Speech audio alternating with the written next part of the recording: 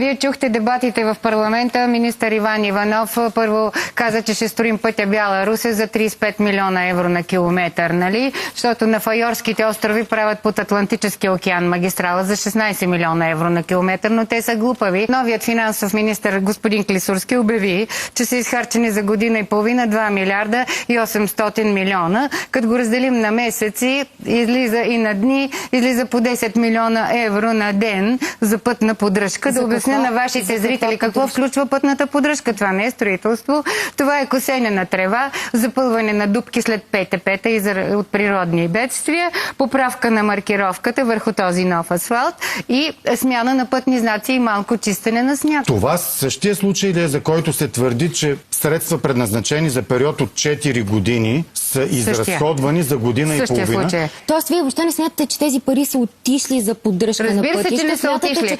Те са платени, защото се задават избори. Този модел, който ни управлява толкова години, който е за изритване, много обича да прави бързи обществени поръчки за бързи комисионни. И в случая на 18 и 19 февруари, преди да си отиде правителството Желязков, са одобрени поръчки, само да ви кажа, за основни ремонти за 1,100 хиляди милиарда. Те първа ще ги правим, ще ги виждаме къде са проектите, какво се случва с тях.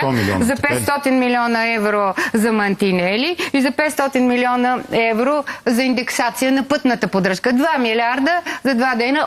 Това са обещаните пари. За Хемус, знаете, 2018 година дадени 1 милиард и 250 милиона на строителни фирми, раздадени по 100 милиона, за да строят Хемус от 139 до 310 км. Точно фиксирам. Това е 170 км път. Тези пари, обаче няма проект за този път, проект на хартия, няма разрешение за строеж. Към днешна дата сме 8 години по-късно.